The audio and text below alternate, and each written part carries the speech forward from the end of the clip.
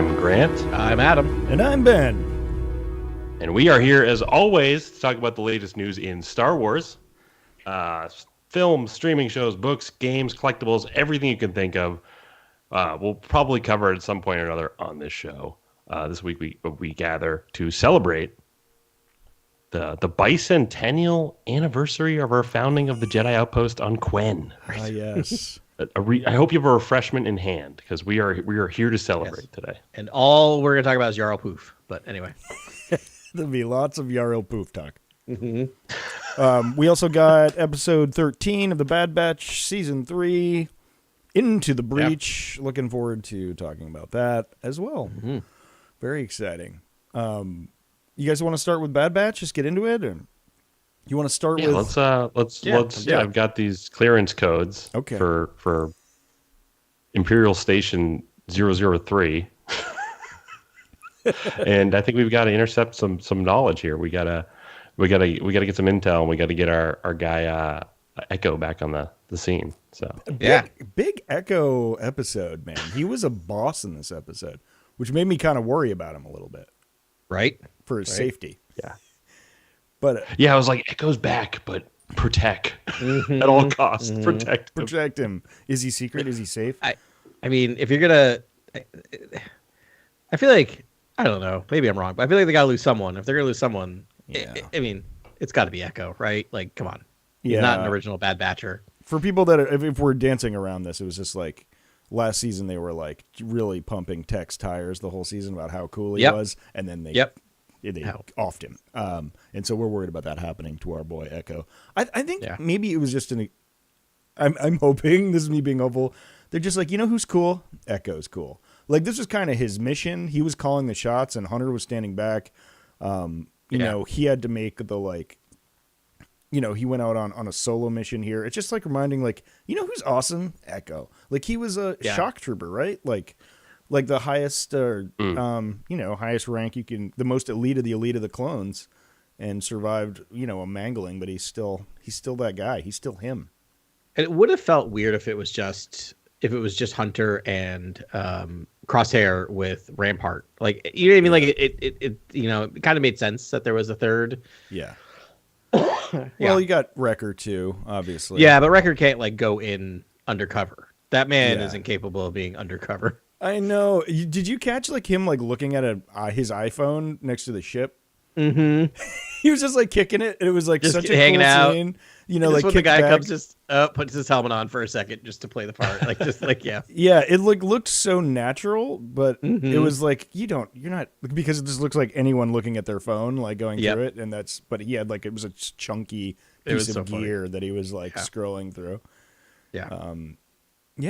Yeah, that was too funny. Yeah, the lighting was incredible in that lights. Too. Yeah. It's just amazing in the show. I gotta say, I think I was maybe the hardest on the last episode, episode 12, because it felt like moving chess pieces, spinning wheels, and you could argue that similarly this was that type of episode, but boy, did I feel almost the exact opposite way about this episode. And I think it's something about a base infiltration where I'm like, you do that. You're Star Wars. You're golden, right? To be sneaking in to steal something, you're fine.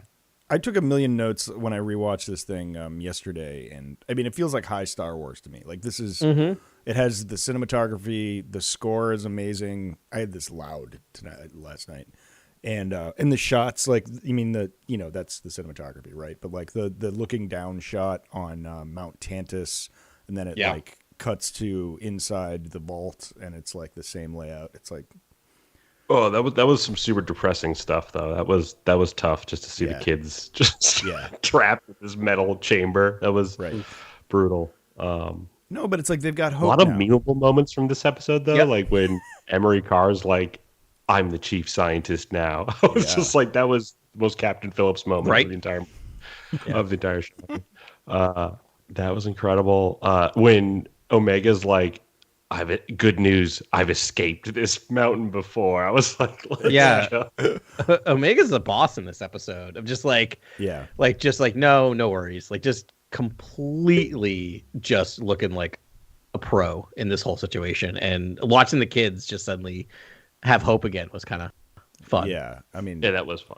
That was good. Yeah, I mean, it's obviously they show the growth, right? Like now we're in season 3. Like when we first met Omega, she was essentially these kids. She was just like, I mean, except relatively happy. Just doing her thing, doing her experiments, like, and not really any idea about the larger world. And now here she's this emboldened, young woman. The Rampart, storyline so far has been super fun. Yes. Sort of bringing him back into the mix, seeing how he manipulates the rank and file of the Empire, which is like, apparently you can just say, my soldiers and my mission are classified, and if you have any questions about it, contact Governor Tarkin, and you can pretty much get away with anything. Yes. Yeah, absolutely. He's a fun character. He's a fun character, and they're doing something different with him than, like, I was a little worried when they reintroduced him that they were going to do something similar to the names escape me, but from Rebels, the one who ends up being the undercover female governor.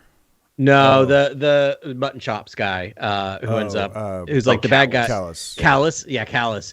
Because which I like that character, but I'm like, are they going to do the same thing? But I like the fact that with Rampart, no, he's not coming to light side. Yeah. He's completely in and of itself. Like that whole like, how can I trust you? Like back and forth was kind of great. Of like, well, we can't, we have to. Like neither of us. You have to trust both of us. But it was a nice little moment. Yeah, it was a really nice little moment there with him. He's got some funny bits, and yeah, him just like them having to trust each other, and like Crosshair's all in now too. I love hearing Crosshair say, "You have to trust us." I was like, "Yikes!" Yeah. Oh my god. Or actually, my line of the day was, "Relax, Echo's on it." Nice. Yeah, the Crosshair. Yeah, we got to get all the Crosshair samples down. Can we do a really quick Bad Batch members ranking right now? Like your faves, just like faves. Yeah, fine. Let's go. Fire it off. Do you want to just go? Everyone gives their. I guess it's top 4 now. Or I guess Omega's in there, so that's 5. Hunter, Crosshair, Wrecker. Does Echo count? Echo's in the batch. He's an OG member of the batch. And Omega. Sure. He has the armor. Yeah. He has all right. Yeah, he's not really. I mean, he was introduced in season 7 of Clone Wars. It was kind of with the batch, and I don't know. Maybe he's just a tag along. Anyone want to go first? I mean, it's probably Tech at the top. Okay, I was gonna say living. Then it's probably. Yeah, so Tech still counts because he's definitely living. Crosshair, Wrecker, Echo, Hunter. Like Hunter is the most uninteresting to me. I don't know why. I just feel like he is just he's just like this thread the needle commando who's just gonna execute the mission at the best ability that any of them have. Basically unlock any moment and sort of solve the crisis. And it's like, I don't know. He's a great character, but I don't know. He's not as interesting in terms of the storytelling. Hey, someone's got to be last. Tech. Wait, but you didn't say Crosshair, did you? No, Crosshair's 2 for me. Oh, 2. Okay. Tech. So one more time. Tech, Crosshair, Wrecker. Tech, Crosshair, Wrecker. Omega. Echo, Hunter. Oh, Echo, Hunter. If Omega's, I guess Omega's a batch. So I guess I got to go Tech. Tech. Omega, Crosshair, Wrecker, Hunter, Echo. Okay. Or Echo, Hunter, sorry. Yeah, pretty close to mine. I'm going to go Omega, Crosshair, Wrecker, Tech, Hunter, Echo. And Echo is much further down because he's just a poor man's Tech. Lobot? Tech. Did you say Lobot? What did you say? Tech. Oh, I mean, I will say what? He's got like the cool cybernetics. And his helmet design. I put him up above everyone on Hunter because the helmet design alone was like a 10. Yes, exactly. Best armor, I think, out of all of them. Armor is like so high. I'm just aesthetic. Crosshair's shot up for me. Like I've been on the journey with him, and he had some bad times. But I'm rooting for Crosshair. He's high on my list. He's number 1 for me now. I think you said the same, didn't you, Adam? You said Crosshair first.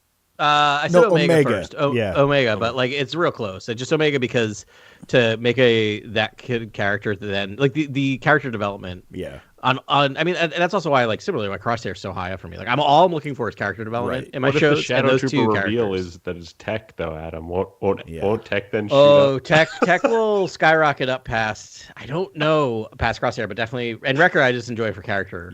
For comic relief. Yeah. Like I always like my comic relief character. But yeah, I don't know. Definitely. Yeah, Tech will be up there if he's the Shadow Trooper. Yeah, I think I like Crosshair, Echo, Omega, Wrecker, Hunter, Tech, because Tech's been really dead for a season, so it's really kind of fallen out of favor. Yeah, he's not exactly getting the scene time anyways, and unless he's that elite trooper, and even if he is, I hope for better from him.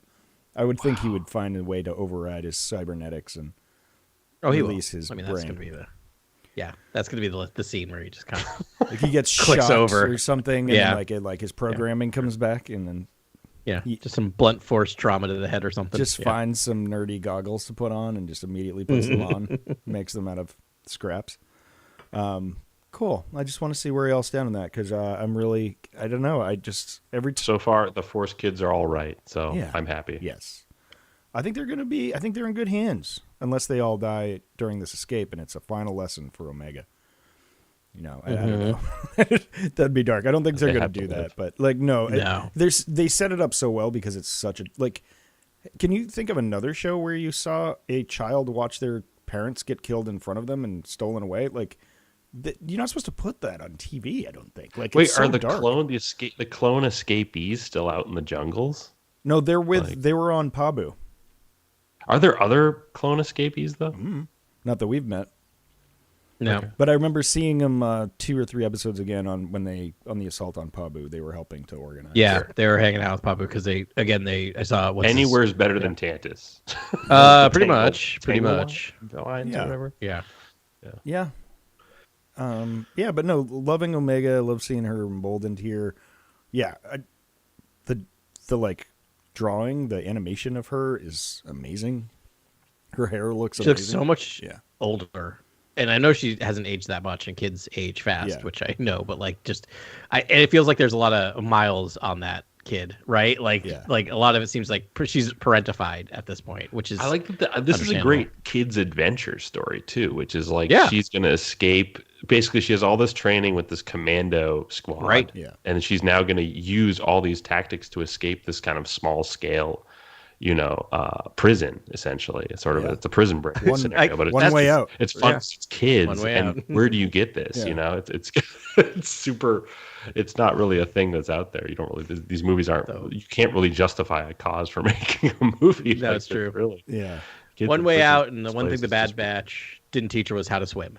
They did teach her how to swim. Though. She's a very well-rounded young lady. She is. Yeah. I really like part of what Oh, please. No, I was gonna say part of like building off that. What I want to see almost is that they spend the next episode getting there, kind of like trying to like get into around Tantus, but by the time they actually get there, she's completely escaped. It's more of like, I'm here for my great. Again. Here's my ride. Yeah. That's what happened. That's how the season started, right? They were trying to find her and she escaped before they could. Yeah, that'd be kind of funny if that happened again. I am really liking the Omega Dr. Emery conversations. They're really loaded conversations because you can this finally Omega's like, you know what you're doing to children, right? And she knows that Emery has a conscience and is especially with the doll, right? Like that little moment of her seeing that she had given the doll to the other captive was a nice little oh yep, it's working.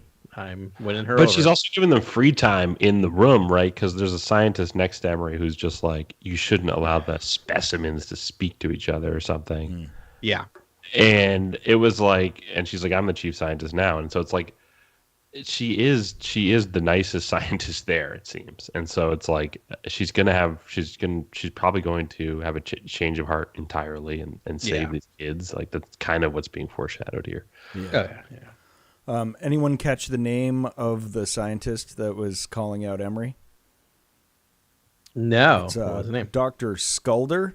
which is okay, yes, Scully I did and Mulder. catch that, Ben, and I was like, it can't be Sculdun like the guy from Chandrila on Andor. Like, it can't be. Oh no, They're of no relation, right? I don't know. She was a fascinating character, though.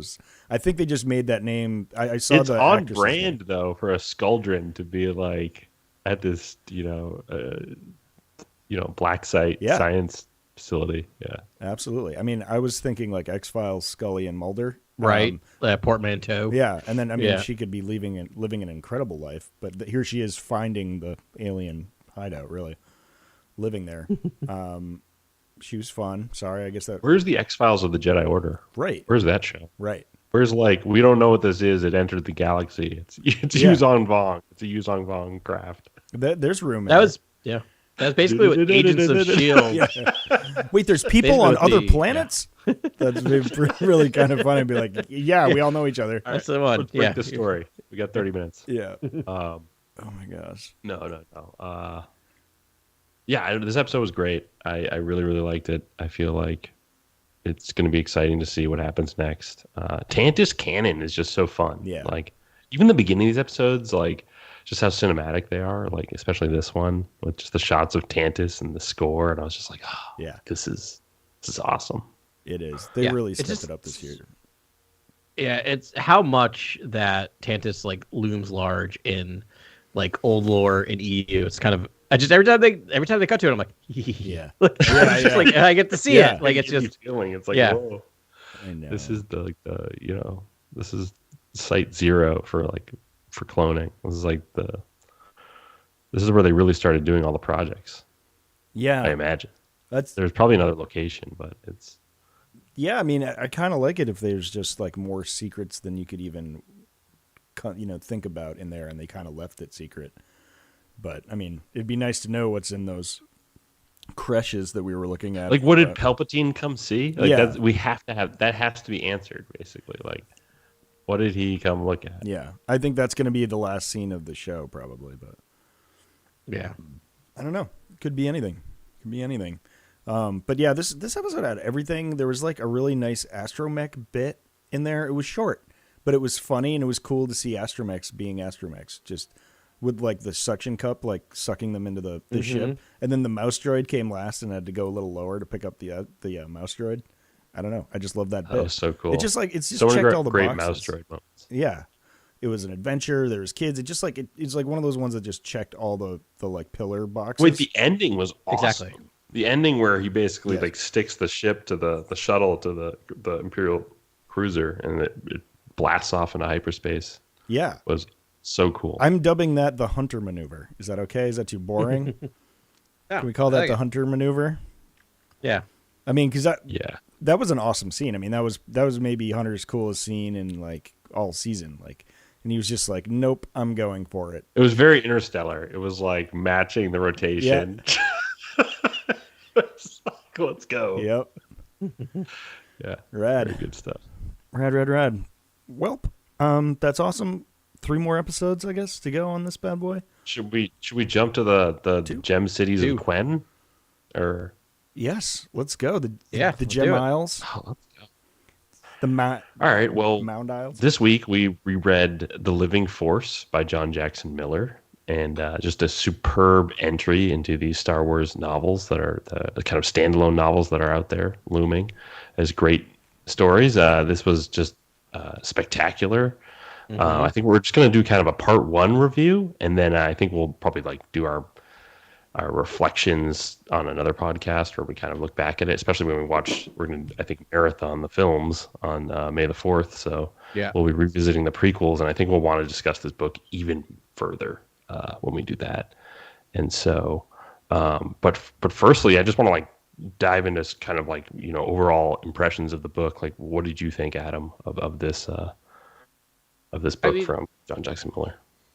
I was expecting a lot of things from this book, and it did not disappoint. What I was not expecting was I would almost put this in the comedy section of a in a good way. Like it was funny as hell. And part of that was listening to the audiobook. If you listen to the audiobook version of it, it's really just funny. It's really funny and not and like really smart funny, like in terms of just a lot of character observations, a lot of just like getting to know each of your Jedi Council members and their weird quirks, and it's just kind of great. There's a part where I know Ben's gonna get there, but a major plot point hinges on Yoda's the Yoda's funny way of talking, like literally. Oh, yeah. It's like one of the best moments where I'm like, Seki steps up, I'm like, oh, it's to the mic. I'm like, oh, that's brilliant. That's brilliant. The way to like circumvent this this dastardly plan is just to have Yoda talk. It's kind of amazing, but it was funny, but also really great. And then it was funny, and then the bad guy is pretty bad, and then we can talk about her. Zalestra. Mm. Yeah. I mean, it's a lot of star power in this one. It's like, okay, every council member just like plus Qui-Gon and like heavy Qui-Gon. I mean, so much Qui-Gon and Obi-Wan, but like Grant, what did you think about like this is your guy being the guy for a whole book and like actually like, this is sort of all the validation you want about Qui-Gon's whole belief in the living force versus the cosmic force, which Miller quickly sort of explains to you what that dichotomy is right for the jump. Very quickly, which is that the cosmic force is about thinking about all people in the future and their well-being in the future, whereas the living force is about thinking about all people's well-being in the present. And it's like literally the dichotomy, like in a lot of ways. And in this book is all about helping those in need in the present, seeing what that rewards. It rewards prosperity and upward trends in sort of socioeconomics and can save an entire planet, basically. And that's kind of what this book covers in such a really beautiful, remarkable way. And it's sort of, if you read this book and then watch the prequels, you'll have so much more context for sort of the relationship that's there between the Council and Qui-Gon, where it's not just he's just an outcast sort of Jedi on a limb who, sort of believes in his own dogma and creed about the Order and things like that. It's more of like a lot of the Jedi Council actually believe in Qui-Gon and what he has to say is actually incredibly important to the Council at all times. And you forget out in this book, and I think it's just, I don't know. I thought that was awesome. That was really cool. Yeah, it's kind of beautiful that he has like one sentence basically just help one person, and then like that's enough to get the entire Jedi Council off their butts. Yeah. It starts with so much bureaucracy. And then, all it took was that's what it took to get Mace to make those decisions. Is that who you face? You always face Mace when you're in the circle, when you're in the Jedi Council? Well, they say, in this book, it's explicitly said that he sort of is the warden of the Jedi traditions, right? Like he's the protector of their traditions, and because he believes the traditions have a lot of value. And sort of steering them. I found it interesting. There was a line, I don't know if it was from Ki-Adi-Mundi. I don't remember. But they talked about how there used to be factions. They would sort of, the council had its own faction. So sort of like if you're reading Wheel of Time, how like the Aes Sedai have their colors, and each one sort of has a speciality. But it's much more informal on the council, but it does seem like they do select people to try and they go for diversity. Like they're trying different schools of thought, different, ways to think about things, mental organization, focus, and like attention. Like Evan Scene or whatever, like how did that guy make the council? Like he just like fixes cars. Evan Peel? Oh, like Evan Peel, the guy who's concerned about education on Quen. Well, that one was amazing. I thought about Adam in those scenes where he's just like, all right, you guys all have to get off these streets and we got to fix this education system. No, I was like, Peel was amazing. The I guess it wasn't Eth Koth. It's the guy that's with Plo Koon. Oh, Ceci Tin. Oh, Ceci Tin. Yeah, what a fantastic sort of insight into his character, right? Like, he basically is the ship mechanic essentially. Character, but he's on the council. Understands he's a starfighter pilot, like first and foremost. Apparently, ends up being like a taxi driver in this and whatever. But I don't still quite, even by the end of that book, going, okay. I mean, I guess it's a diverse perspective on the council. Yeah, but I'm like, what is this guy? Like, he's not a leader in any way. He doesn't even like people. Like, I thought that's what made him so good, though, is because he's always tinkering and working on cars and speeders, and so he doesn't have to like get his hands dirty and kill people or like fight or anything right. like that. And I guess that's what I right. gleaned from it. And I guess that's a diverse opinion. Like he's going to come at you with like a pretty interesting perspective based on someone, but it just seems like he has a very small world. He's like, I fix racers. I learned how to fight with a sword. I became a Jedi, and then I fix racers. And like he was like, that's my whole story. Yeah. And it was like, I mean, he was being self-deprecating, but I was like, okay, so why are you, why are you here? But yeah, that was my one note about SET. Like, it's just like it's a wild it's a wild group. He's there to temper sort of some of the discussions. I've noticed when he's there, he's like, we can't do that. We're already doing this. Yeah. Like he's that guy. Yeah, right. Very practical, pragmatic. Yeah. Adi Gallia is like the legal department. She's like like diplomacy. Right? Well, she's the one that's like she tracks all the like communications and like all the movements and all the like the day-to-day like the crunching numbers in the galaxy, and she's in every meeting taking notes, and she's like, I don't know, she just feels like legal. It's like you gotta pass with it her through legal. at one point in some park, and he's like, she's good at both diplomacy and combat. I forget. Like, I know what she looks like. In this book, I kept forgetting that she existed. And they actually addressed that towards the end of the book. So I'm like, oh, good. I kind of was supposed to. Like, there's a Yoda moment between her and Yoda, which was basically. Yeah, they do a Yoda and her sort of. So, like, what they do is they pair up the Jedi. And what John Jackson Miller does is pair them up. Yeah. And it's so cool to see those dynamics, basically. Yeah. It's really neat. Yeah, so it was Gallia and Yoda were the ones together. I think Jarl Poof and Kiadi-Mundi were like my favorite. Some of my favorite. It's all I want. Every time it would come back to them, I'd be so happy. I'm like, this is like your comic relief of the entire thing, and like Jarl Poof is just as like. I love the fact that he's just like Kiadi-Mundi's like, you've changed. He's like, yeah, I'm old. I'm bored. I decided to be like I decided to be a prankster for the last century, because what else am I gonna do? Like right, exactly. Like, what am I gonna do to myself? He just got weirder. That guy like witnessed the whole like Nihil invasion, and like that was like, I mean, that was like a blink of an eye for that dude, and he's just like rolling on the floor laughing like about everything. Just right. Yeah, I guess you got it right. If you're not laughing, you're crying, right. And like that's his, like there's a moment at the beginning too. Like he is, and he's really good at the Jedi mind trick, which is like, I love that, it's his favorite thing. And there's that fun thing at the beginning where he's where they with the younglings, with the people, the mobsters in the street, their gang or whatever, the skulls. Oh, I forgot about that. He just kept mind tricking him over and over and over again. Yeah. Can we talk about some of the pirates here? Like, the overall story, basically.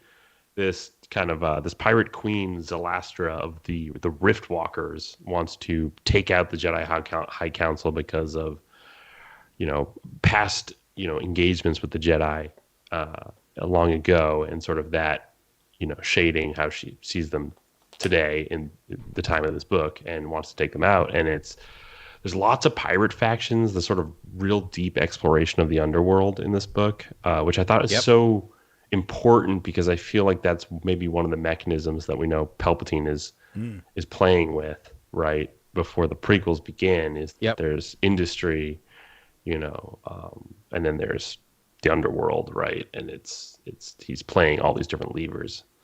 But it's so cool to sort of get this exploration of pirate culture, and like sort of the Slice, which is an area of space that's just on the edge of Hutt space essentially, and it's kind of the furthest reaches of the Republic. That was so cool. I thought so we have the filthy credits, led by Chief Executive Darwo. Then we have the Poisoned Blades, led by Venom V. The Staved Skulls, led by the Eviscerator. The Eviscerator. And the Vile. Who the Vile's leader, I guess, keeps changing, and Bobo keeps changing. I think they can't keep. He killed Bobo killed the last guy. Yeah. And I was like, Boba? Yeah. No, Boba. And everyone laughs at him. They're like, what kind of stupid name? Oh, yeah. The that was just awesome. And I love Zalastra as a character. And then a big part of this book is, what's her name? Kyla? Kyla Lomata, I think. Yeah. The stowaway kid character that's basically Deepa Balaba, which we haven't even mentioned Deepa Balaba. Right. Which is we're basically bearing the lead because this is kind of her book in a major way. Yeah. I would argue, just given that like she's the council member that gets to have like the coolest sort of mission. Yeah. Like getting close to the villain, all this sort of stuff, as all the other council members are just dealing with, you know, a island chain that's basically falling to you know, high crime rate, you know. Yeah. Deepa Balaba is the youngest council member in Jedi history. Wow. Yeah, that's what I was, What I about was Vanessa clicking around. Oh, I thought that was No. Might have. Yeah, it might be retcon now to have changed. I don't know if they've updated Wikipedia yet too. Well, I mean, no, you wait. said Vanessa she's Rose not a council member. No, who am right, I thinking of? council. She's a master. You know what I'm not thinking surprised of- about? There's not like some elder council. They have like council keep members talking. that are like hundreds of years old. I'm like, where's like the elder council? Yeah. Well, they want to get some, you know, age mix in there. Because like a few of them are like before you speak, know that we're 400 years old.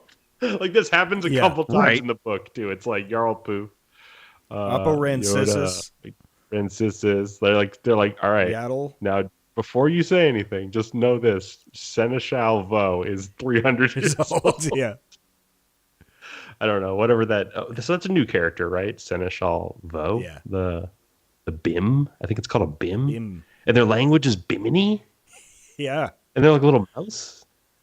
I thought of you, Ben. Yeah. I was like, is this Audrey? It's The a bunch of character? Audrey the caretaker. Maybe. So, update on Deepa Balaba. She is not a council member at the end of this book, but she is before episode 1 because she's there. She's at the council. She's May there. said she was on the council. Like that's the way he was talking about her. So I'm not sure. Don't quote me on that, but she's definitely on the council. Deepa Balaba is on the council and was considered the youngest at a time. But I think they may have retconned that since with the High Republic. Right. But she was Mace's Padawan way back in the day, which is exciting. Mm-hmm. We know she lives to become the master for Caleb Doom, a.k.a. Kanan Jarrus. Yep.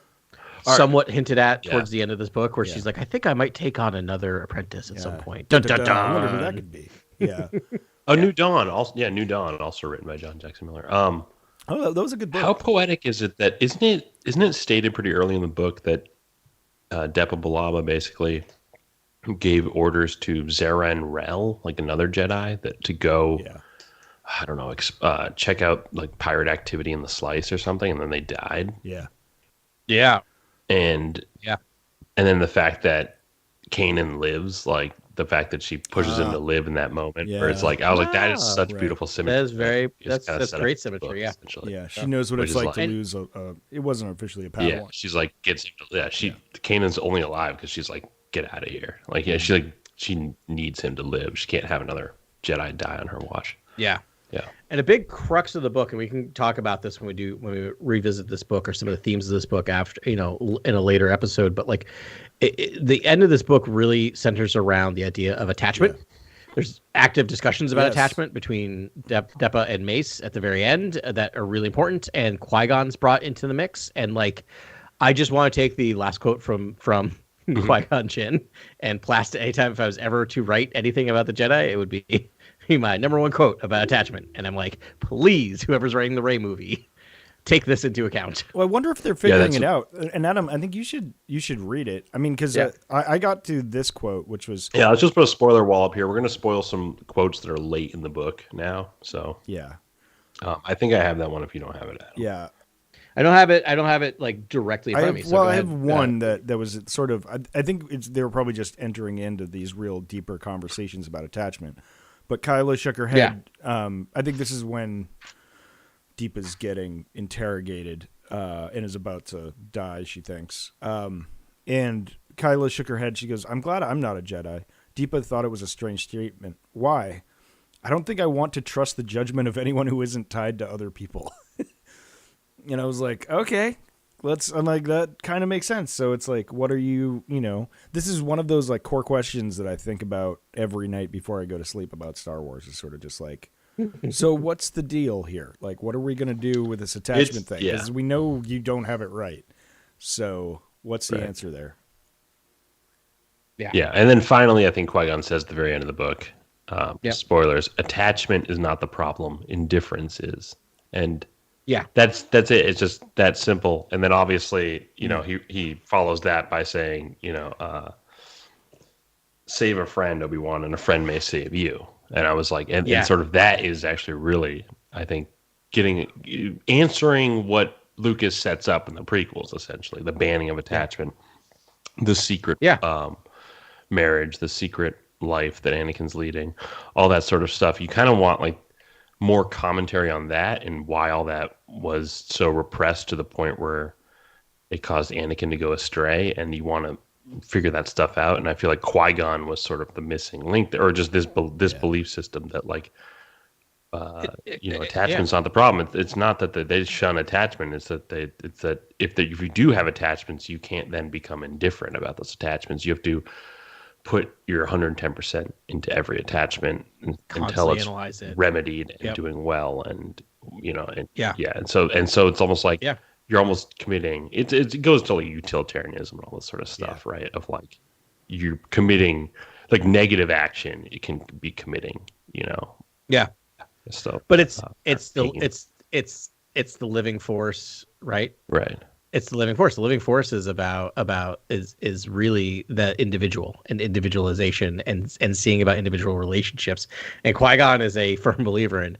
I think that's what words in his mouth. But if you focus on the living force, everything else will take care of itself. Yeah. Right? Is that that's the whole thing? And that's why Qui-Gon's my number one and taught Obi-Wan, and Obi-Wan tried to balance that a little bit, and I think got into it. But at the end of the day, I don't want to pull on this thread, but I really don't think Anakin would have fallen to the dark side if Qui-Gon was his master, because Qui-Gon was equipped to discuss attachment and have Anakin be truthful about attachments. And we talked a lot about it, but hearing that discussion, there's moments in this book where Mace tells Deepa Billaba basically like, no, you can't.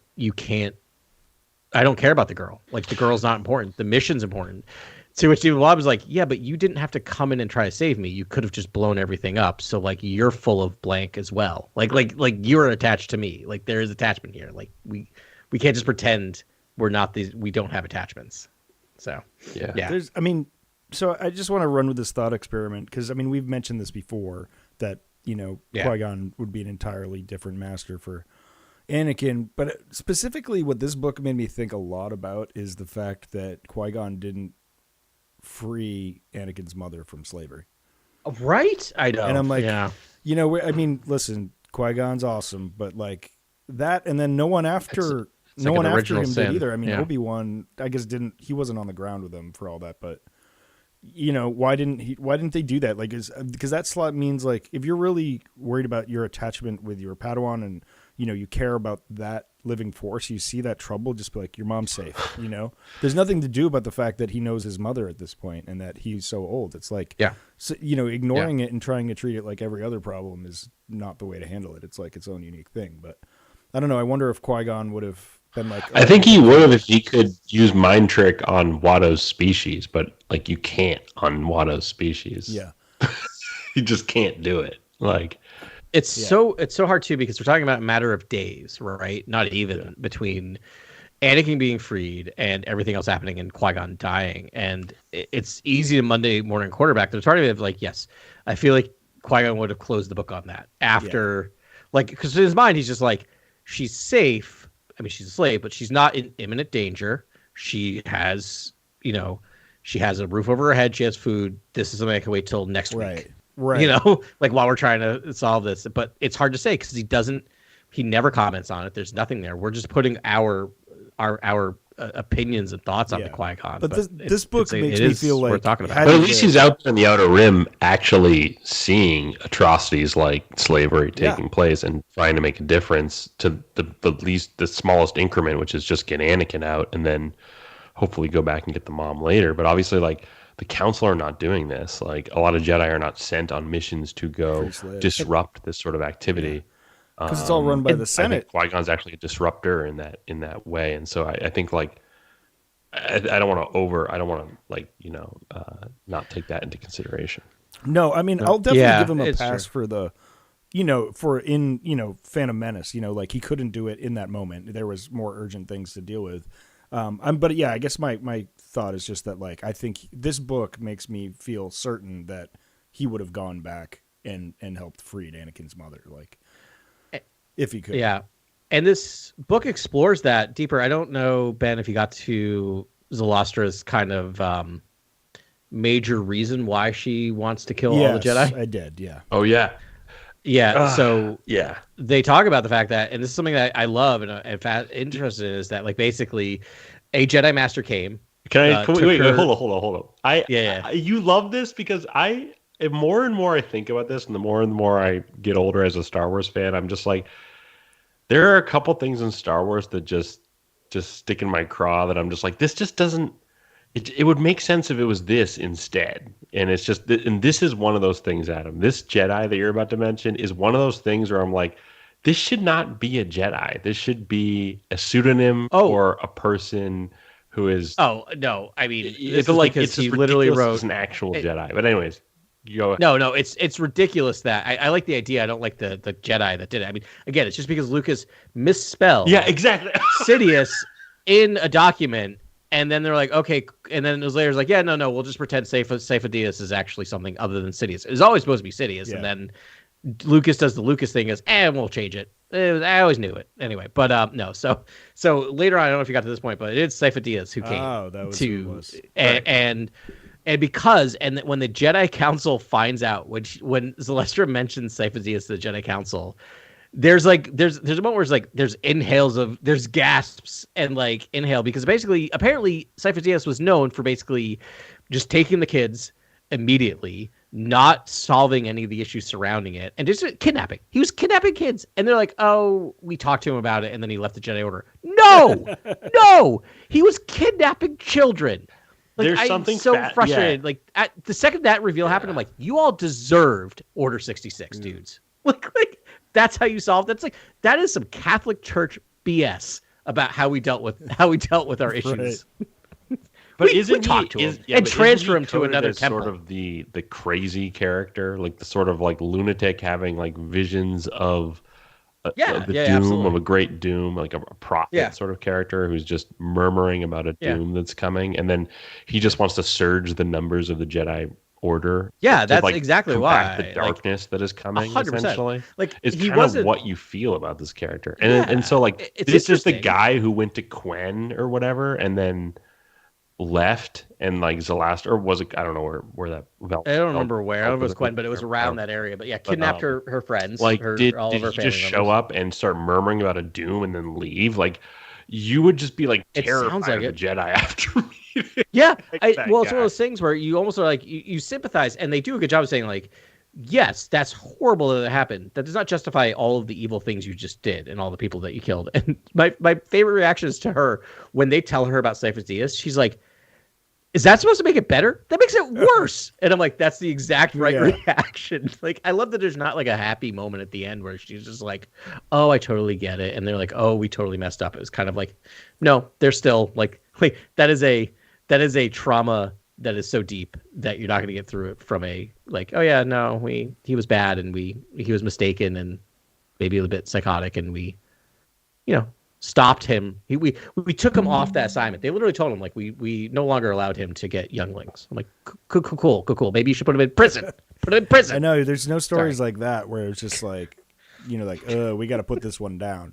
Like in the Jedi Council, like I thought it would be so much more interesting if it was like Seyfa Diaz was Palpatine moving around in robes, acting like a Jedi, taking artifacts from places. I thought that would be just a far more interesting thing that's going on, and then leaves no trace sort of person that's like an endless mystery. Like that, to me, that's just so interesting if that was the situation. But instead, it's like shocking. They covered up this sort of head case Jedi that it's just like this weird storyline.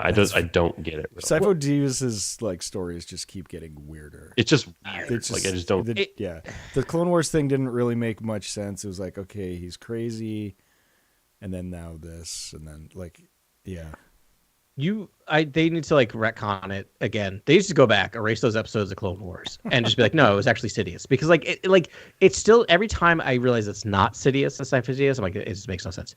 It would have been amazing to be him doing this. This book also would have been amazing. I mean, Arya is amazing, but it would have been at the end if she said it was Cypher Sidious, and they're all just like, that's not a thing.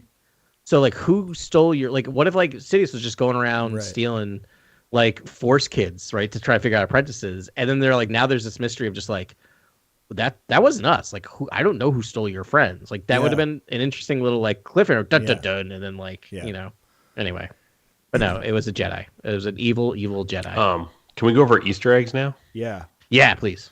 All right, Avar Kriss gets a mention, which is very cool. Yep, super cool. We have a young Maximilian Veers. Yes. Yeah, lots of ears. I love that.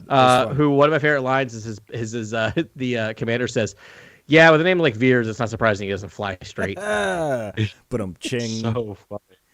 Yep. Obviously, Cypher Diaz, we covered that. Sabak or Riftwalker. Yeah.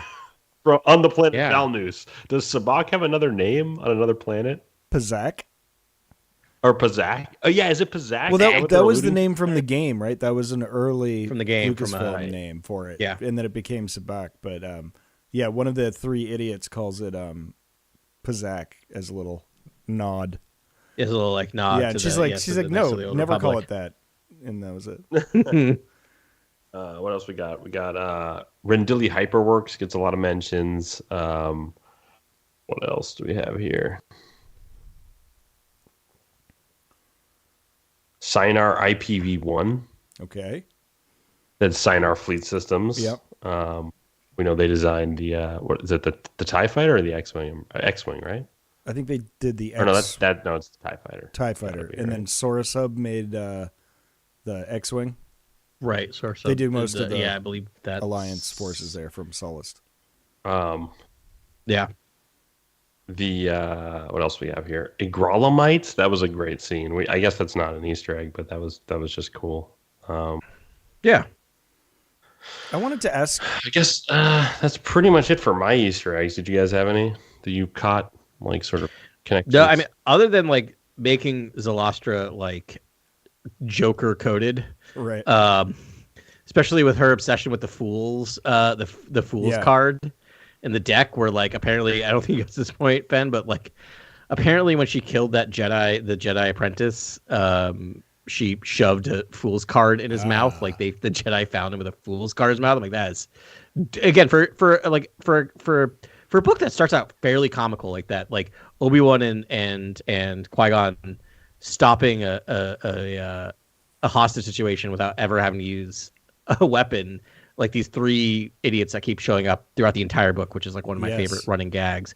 To then have this like this nihilistic killer, it's like really dark. It really goes tonally shifting in a good way. But definitely some like Joker vibes. You're right.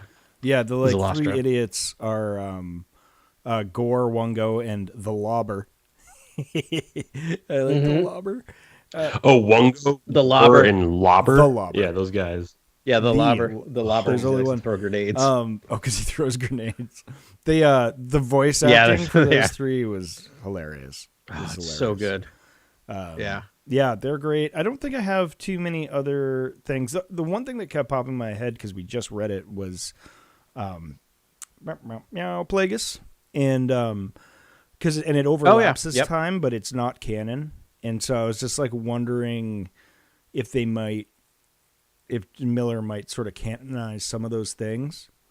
And I was thinking about that dude, the Padawan that died, Zanin something like that. Zarin Rel. Yeah. Rel. And I was just like, remember there was a Jedi who died in some early like skirmishes with pirates? Because like this is when Plagueis and Palpatine are like mobilizing some of the pirate activity and the getting the Hutts involved. And they were like taking over companies, and I was just like wondering if that was like something that, if these people were sort of tied up in that. Because I guess we know who killed Zane and maybe Meow or whatever. But yeah, I don't know. I'm just trying to think of any other things that. I mean, obviously there's the Sifo Dyas overlap, though he was pretty, we saw him of sound mind in Plagueis, but it was laying the seeds for him to be the one to do a bunch of bad things. So I don't know. There's that. Anything else? Did you guys think about that book at all? I think that there's definitely some puppeting happening in the underworld by Palpatine. Yeah.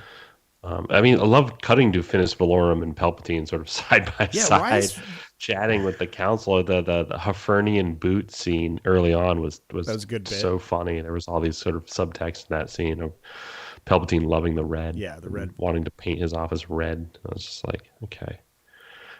Red flag. How about that? Yeah, you just wear a red flag all the time. Yeah, it was weird that Palpatine was even there because he's just a senator. I mean, I know he's a head of some committees. Yeah, I didn't get that. I was like, why does Valorum want him around all the time? So they do a bit with him at the end, which with Palpatine, which we can talk a little bit. But I like it because that felt like that makes more sense. But that opening stuff, it just felt like fan servicey, to be honest. In a book that didn't have a ton of it, where it just felt like we have to get, especially because Palpatine makes a return appearance at the end of the book, so they had to think they kind of had to find a way to introduce him at the beginning. But it felt, I agree. I was just like, I don't seem like Palpatine would be involved with this at this. I don't know. Yeah, it felt odd. Yeah, I mean the whole story is ludicrous. I mean, it's like the Jedi Council felt sad, so they put on a play, and like that's the story. But it's like fascinating. Like the blow by blow through all of it is like kind of amazing. Right. Yeah, it's like it's the thinnest of thinnest plots in a lot of ways, and I don't mind that in terms of like I was really reading this and going like, what's the what are the stakes? It was like you're trading the Nile for the vial. You know what I mean? Yeah. Yes. Literally, when they mentioned the Nihil, I'm like, did the Nihil lose a letter? There was like a splinter group that turned into the Nihil? There was like a storm or pirate invasion that like stopped. They saved the day. So it's the whole thing. It's funny for a book that I think did such a good job of like really, if you're any of the listeners and watchers are interested in the Jedi Council, like read this book. Like you will know. Like I just cannot wait to watch like episode 1 again. To just like they're all my guys. There they all are. Like I remember their little like that little like all those little side quests. That's what it is. That's exactly what it is. This is like a book of reading. Like if you're playing a video game, this is a book of all the side quests. Like the really main line. Like there's some great just reading side quests. Like oh my goodness, there's some amazing side quests. Are usually my favorite part of any video game. So yeah. I was gonna say though, John Jackson Miller, this is the first time he's written a book since A New Dawn. So this is like almost a decade since he's written a book in Star Wars, which is wild because he's like he wrote Kenobi. Like he to me is like one of the like Mount Rushmore of like old EU, like really wrote so many of the comics and the other stuff. And he pushed to have that. If you're and Grant, I'm sure you're curious, he pushed to have the map in the book. Yeah. Because he loves maps, and the new publishing was just like, we don't really do maps anymore. We don't really need them. He's like, but I made one, and they're like, okay, fine. You can put your map in your beginning of the book. Well, you got to show like like the taxi service going around to the different islands. Like it has to feel. Yeah, I am not like I don't like I always look at a map. I'm not a big go back to the map person in fantasies, but. To me, a fantasy book is not a fantasy book without a map at the beginning. Like every fantasy book needs a map. I just think it's a little criminal to have just the local map and not like I need almost like not the galaxy map, but just a slice or something too. No, like I need the extra pages, like 100% galactic stuff to like as well as the local. You almost always get that in a fantasy book, right? You usually get the world map or like the larger map, and then one or two smaller. I think we needed one more map if we're gonna do one. I think we needed another. Honest, I was involved in Lucasfilm or Star Wars Publishing, the first thing I do is like every book you get a relevant like galactic map or a relevant like space like map, sectors, whatever, and then one planet like sector map. There you go, exactly, a sector map. But I'm like we have to just get to the point where we accept that Star Wars is fantasy, not sci-fi. Can we just come to that acceptance and start treating it as fantasy and give us our freaking maps? They do the timeline. I preach, both of you. I agree wholeheartedly. They do give us the timeline, which is a weird sort of turn on that. It's just sort of like, okay, this is where you are in the galaxy, in the timeline. Which is helpful in Star Wars, like to know when you are. for some context there. But I love for a sure. good map. Flipping back and forth with a Kindle is not easy, so I tried to commit it to memory. No, I didn't really need to flip back, and I was reading the physical book, and I didn't really need to, I kind of noted the map at the start and saw where the islands are placed and sort of, where the capital key spaceport is or where the Galaxy Arena is, and was just like, okay, let's go, and just kind of. I just went, oh, map. That makes me feel good. Didn't look at it very closely and went, never going to check it out again. But I love that it's there. And it should be there. I guess we should really cross into the spoiler zone and talk about the Palpatine stuff. Adam, you want to go first? Because I want to address a larger philosophical thing I think is tied to that statement from Palpatine. So basically kind of the big reveal, and correct me if I'm wrong, because I was, again, listening to this while I was doing dishes last night. I can't remember what I was listening to, but Palpatine basically was in connection with the keeper of the Jedi Temple, right? Who is basically funneling artifacts Vo to Palps.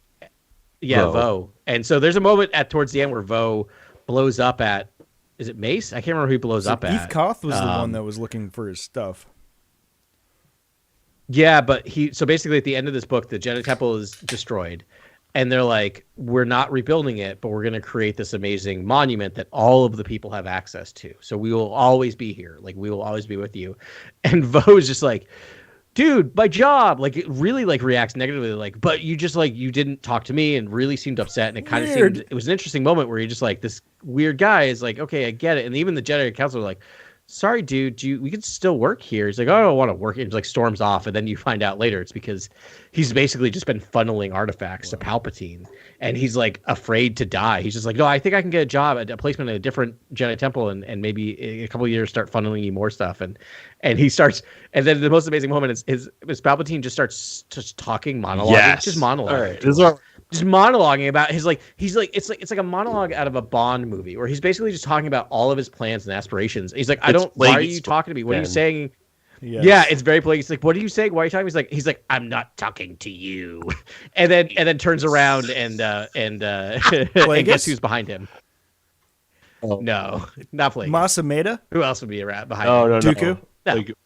He has a double-bladed double saber lightsaber. Oh, yeah. Maul's behind him. Turns around, the Maul's behind him. So it's very much a solo reveal at the end of the book. But it was a good it's a good Palpatine moment. I'm not talking to you. He is monologuing about how he does allude to the fact that he's been sort of pushing the Jedi to be more and more flooded by the bureaucracy core and sort of political matter, shutting down, solving crime rates on Outer Rim worlds and spreading them apart. And I think the Clone Wars was the ultimate solution for Palpatine, because he knew that, and what we see in the prequels obviously is that the Jedi are all just alone. They're commanding their clone troops alone. They're not doubled up. They're not paired together like they were in this book, essentially. And so it seemed to be this was Palpatine's biggest fear, is to have all of the Jedi together. Sorry. So it's very Plagueis. Yeah. Were you guys holding out on me? This is that's the book that happens in the book Plagueis. Yeah. Ben, this is, he basically talks about all that stuff about spreading them out. Yeah. Thinning them out, spreading them out. Don't let them be together. Yeah. Yeah, it does a good job of just if you're just watching the movies, you're like, so trade dispute ... war. You know what I mean? It's a little clones ...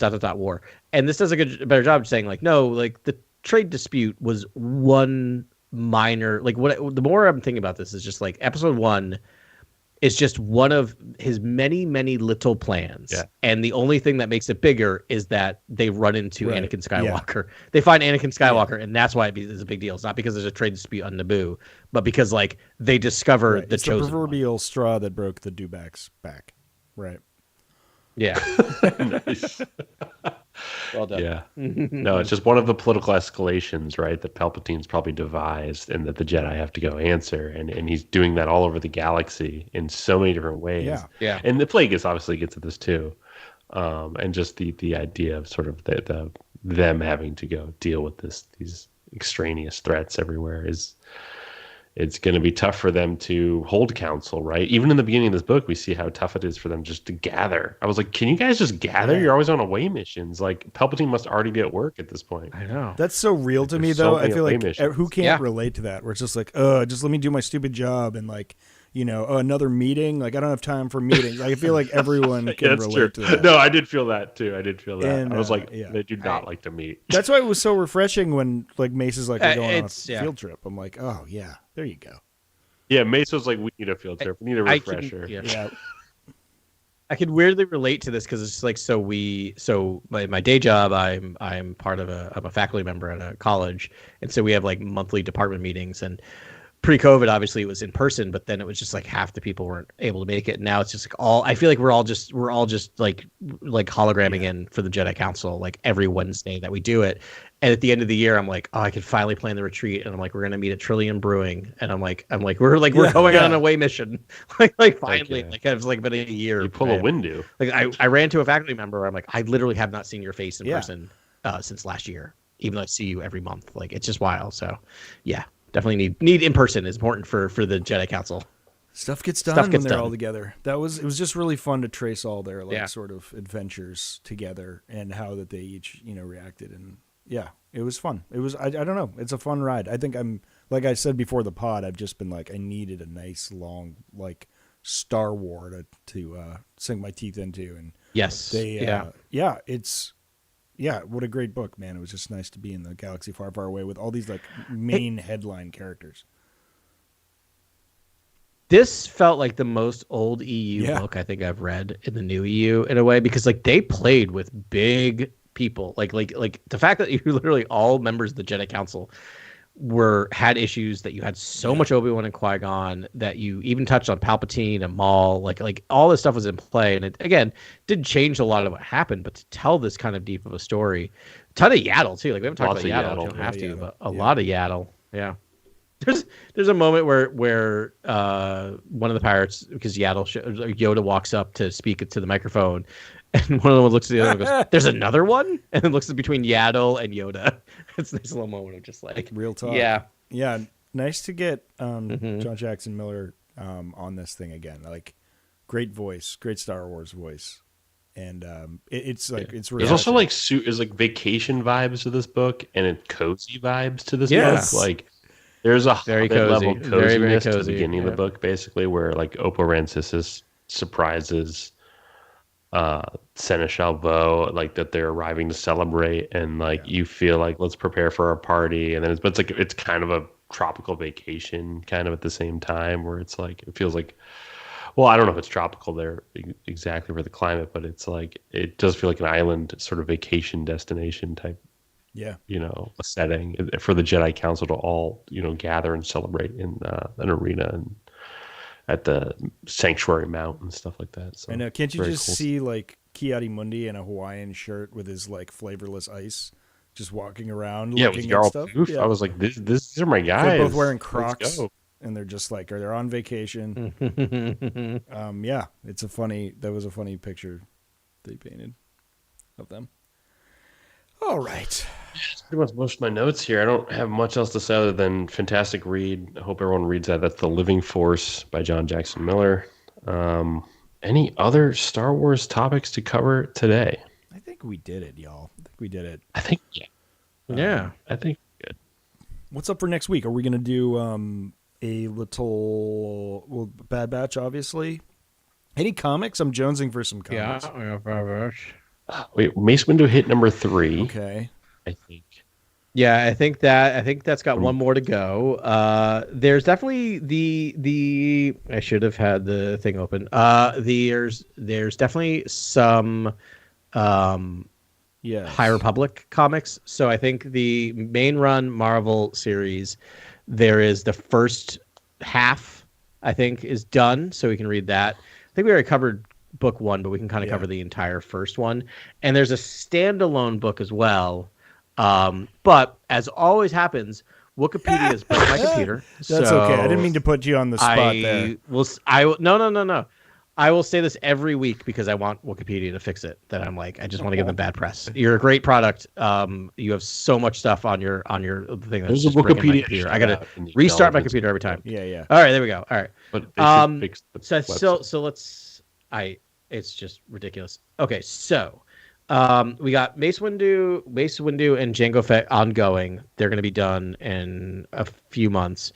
We have the High Republic Children of the Storm arc that we can do, and we have the High Republic Crash Landing, which is a one shot. It's a High Republic, maybe High Republic Adventures Crash Landing. I have to double check, but it's definitely a one shot we could read. So there's that plus High Republic.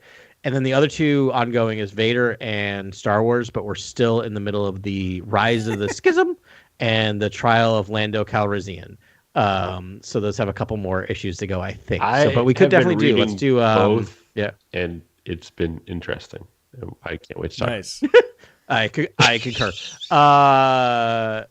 So why don't we do Bad Batch and then the High Republic main run first series. Offline, I'll tell you all the exact issues, and then the High Republic Crash Landing. Sounds good. Love it. Does that sound good? All right, Joe. Okay, you have your homework. Now we do our homework. All right, awesome. Thanks, everyone. So great to have another pod with you. We'll be back next week for another edition of Cantina Chronicles.